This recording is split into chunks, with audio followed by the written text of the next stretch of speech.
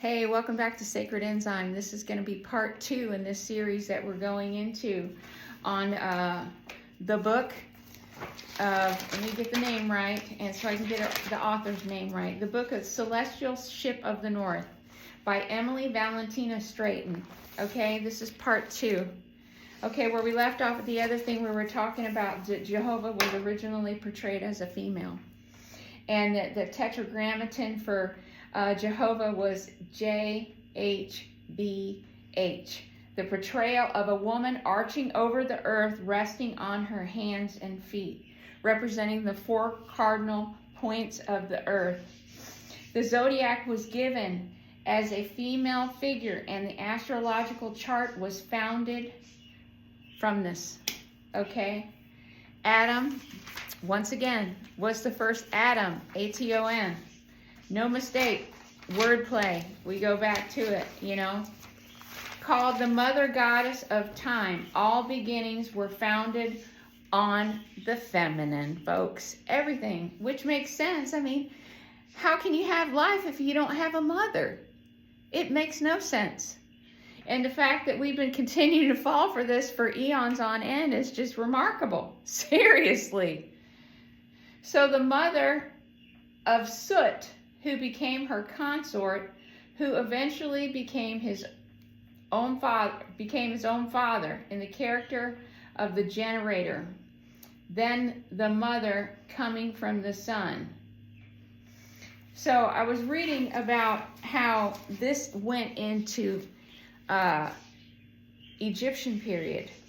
So we got these Egyptian gods and goddesses, and they have all these things that they have on their head, or they have like these different types of faces, like animal faces and stuff. Okay, it wasn't because they were like half animal and half human. It was actually because that was the time of the zodiac. That was the era that it was in. It could have been in Leo, which was, you know, the lion or the cat. It could have been Taurus, which is where you get these bullhorns where everybody thinks that they're worshiping Baal. It was just the time of Taurus. It was the time of Taurus.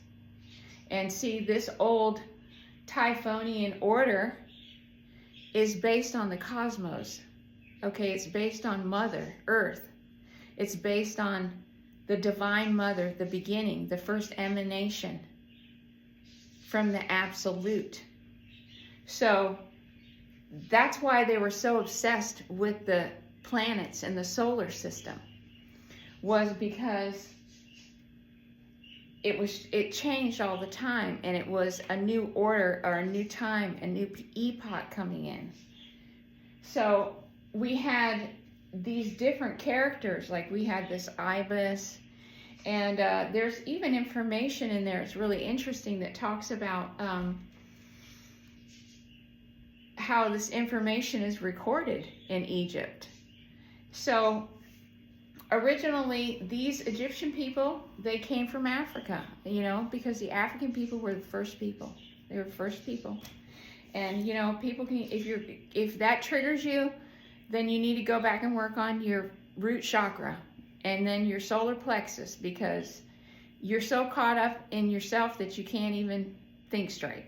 So work on that. Work on your lower chakra zones, and then come back when you're ready to have a real conversation. So if you guys are stuck in your ego, don't come here, because we're having real conversations from spirit.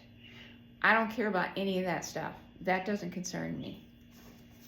So this was hijacked. The whole mother thing was hijacked. We had the mother of Sut, and then we're going to get into this whole time of Hathor in Egypt, because Hathor was the mother goddess. This was a representation of the Divine Mother in Egypt. And see, Egypt was originally following this religion of the first religion of the world, that was hijacked, and it was hijacked by Rome, is what I'm gathering here. And they turned it to man worship, but you know, they put it in place. They used to have a mother worship there, and then they started letting all these other types of worship come in. So it originally took hold there, but there were other places that were doing it too. So male domination of society, it was Manu, which means man, who said that the male virgin gave birth to the light. Solar time was told by the sun, took the place of the old Sabaean time, which was told by the stars. And, you know, back then nothing was impure. Like we talked about, it was like perfect, like the lily. You know, it was, and they were hermaphroditic, hermaphroditic, because they were born a complete person. They were not, their souls, they were not separated into male, female. You know, it wasn't really so much about carnal sex that it became like that. So these people were actually called Celtiberians because of the solar system that they came from, was the Saturnia solar system. And they talk about this solar system in the Urantia books. This is where all of the creation of life and stuff, all of the home base is in Satania. And so these people were called Celtiberians. And they branded the Celtiberians as the fatherless ones, and it came through the worship of mother and child that the mother then became the harlot of Revelation and the bastard of the Assyrians. The son of Typhon, first, I think it's male ever recognized, was the son of Typhon. All the bad names came from this son. Okay, and so they talk about the Spirit of God actually being native with the serpent, the water, the tree, and it was all feminine. It was all feminine. There was no masculinity to it. So all of the creation, that's why we have the creativity in our soul and our personality. And that's why they call it our personality, because we have to develop it through creative outlets. Right? We talked about that in the Urantia books. It talks about our personality being our soul, and that is how we develop our soul. That's why everything was so beautiful back then, because they were using their mother. That's why we have all these towns called Marion, all these counties called Marion or Saint Mary or this and that. It was all veneration of the mother, the original mother. And see, they came in and flipped it. They came and flipped it and took it all back. I was wondering why Thomas Jefferson was such a sap when it came to women. I mean, I've been reading his daughter's letters, and I have to write down the name of that book. But if you get it on Audible, they have like a true Virginian Southern Belle that reads the book. And boy, I tell you, she adds a flavor to that book you just could not get. But I mean, you can't go and listen to books like this if you get triggered easy, because it'll upset you. Because, you know, these are terms from the 1700s. This is 1770s. And so they use a lot. These are revisiting letters from history. So, but, you know, you start to learn a lot about Thomas Jefferson, and he's a sap. Man, he's a sap. Such a sap when it comes to women. And his daughters were really spoiled. They were smart kids, but boy, were they spoiled with attention. They just got so much attention. I couldn't stand to have that much attention, to be truthful. And maybe that's my karma from this family, is that we went from being that to being the family of stone. I don't know, but hey, you have to work out all your karma, right? And I'll tell you what, my family has had a lot of bad karma. They've had a lot of trauma. And you know, this is what I talk about when you have families that are entwined with karma and trauma. The family members are making the karma and traumatizing the other family members. So then you have a tightly intertwined thing here of karma and trauma intertwined. And that's why you have to go back and you have to cry and you have to forgive on part of your family members. And you have to go forward and try to do the right thing. You know, you have to embrace the mother and embrace your nurturing, embrace your creativity, and all of the things that comes with that, because we're talking about the scales of Libra. We're talking about justice. I wonder why I was born under the sign of, my sun sign was in Libra when I was born. I'm a Scorpio, but I act very, very little like a Scorpio, except I'm quite determined and I'm obsessed with finding things out. You can't hide shit from me. You can't hide shit from me, because I am an ultimate inquisitive person, and I can't help it. And everybody should be. We need to ask questions and we need to find out. So the 7 planets became the 7 angels. And so they all have protection over animals, men, fire, metal, earth, water, plants. And then we got these fountain spirits after that were probably your nymphs, right? And the mother works in all forms. Everything comes from the mother, you know? And there were 7 creative forces, like we talked about. You know, they've come a million other things, but when you get down to it, it's 7 creative forces or forms, all being from what everything comes from, okay? Everything comes from the universe, and it all follows laws. And so this is how we develop ourselves. This is how we develop our creative spirit. This is how we develop our soul, so we can merge back with our adjuster and then return to the absolute. Okay, so we talked about them all being hermaphroditic. They even talk about Jesus being hermaphroditic. And, you know, that they're androgynous. And you've got the male at sunrise and the female at sunset. So you remember how we were talking about the morning star and the evening star? Lucifer is known as the morning star, which is phosphorus.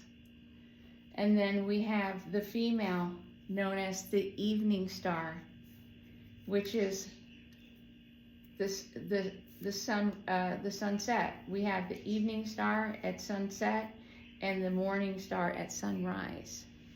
And remember when they were doing those sex rites and all of those things, and they were doing the worship to these midway creatures, they would get up really, really early in the morning to go visit the morning star, to worship on the morning star.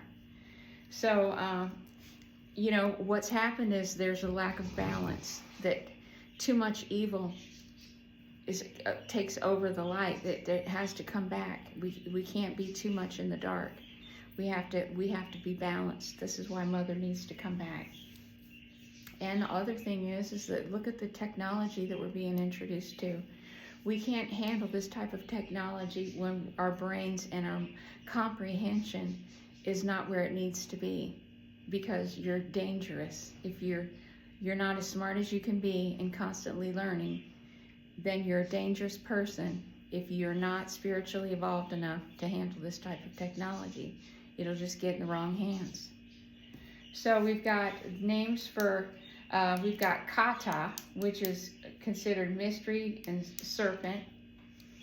And then we've got these, we've got this mother is considered the golden serpent. Stellar, lunar, then solar. This is the Kata, the mystery, the serpent. This is the Holy Trinity. And so you start getting into how these things just go from one thing and they're kind of evolving down. You know, we went from this original religion, this Typhonian order, and it's kind of trickled down into what people would call like Christianity hijacked today, or all these other religions hijacked. They're just hijacked by some of these orders. You know, you gotta get to the true portion of it. You gotta find some of these older orders, like the Celtic order, you know, and I've ordered some books on the Celtic order. I have a couple that I got from the library, and I'm gonna start reading those. But I want to read about the Celtic order, and I want to read about the Typhonian order. I'm going to try to find some books on the Typhonian order, but you can't find any information on it. They try to make it like it's satanic worship, and it's not. That's bullshit. That's bullshit. So the fall happened when the timekeepers were not keeping correct time. It had nothing to do with that whole story. It was about the timekeeping in the solar system. So, you know, that's why.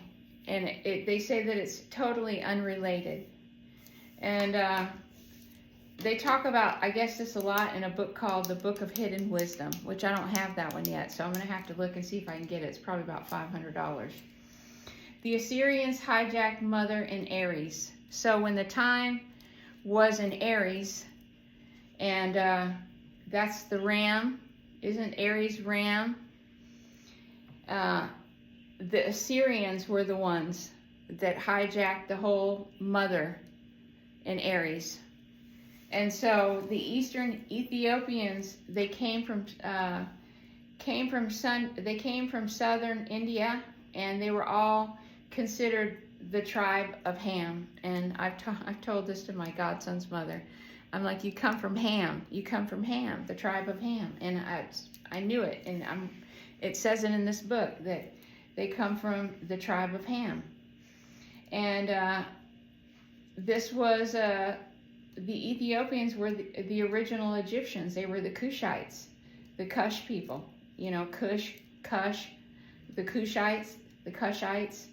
And this was the Delta, the Thebes, and the Meru. And Chem means black. Chem also means create. And they became this Semite people.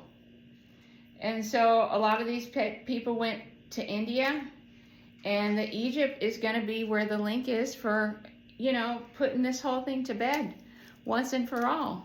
You know, so people can truly understand where our roots come from. This is why they don't want anybody knowing all of this history. Because it'll just show how old we are and where we've been and how they're hiding technology from us and how we could be living in an amazing society. And back to where we came from, you know, where everybody was human spirits and we were all interrelated and everything we did affected the other because we lived in the balance of the Divine Mother. You know, we were walking in our spirit. So Egypt is the emanation of life. They say the emanation of life comes from Egypt. And her offspring is civilization. And these people were black. I'm sorry if you don't like it, but it's true. They were black. They were also red. They were the red people, the yellow people, and later white people. You know, they were the black, red, yellow, and white. So you have amalgamation, just like I talked about, this amalgamation of people. And they ended up in the Iberian Peninsula. Oh, and by the way, folks, they found Atlantis. And they put James Cameron, he produced it, and it aired 4 weeks ago. And literally, my guardian angel dropped it in my lap as I was coming in my front door. It was playing on my TV. And I could not take my eyes off of it until I watched every second of it from start to finish. And we were right. It is exactly where I said it was going to be. It's in southern Spain, and they talk about Tartessos being Tartaria, and how they found all of these ancient anchors right out off of the island of the southern portion of Spain. They found all that stuff there, and that it was sunk. And they still have the marsh areas of Spain, and this civilization is partially buried under that. So we're going to come back and do part 3 because we're going to talk about King Menes. And we're going to talk about how all of this ties into these place names. And I don't even know how I'm going to label these videos, but this is just getting crazy here. So hang on to your hats, 18 minutes, but we're coming back on part 3. Thanks for watching Sacred Enzyme. I'll catch you on the next one.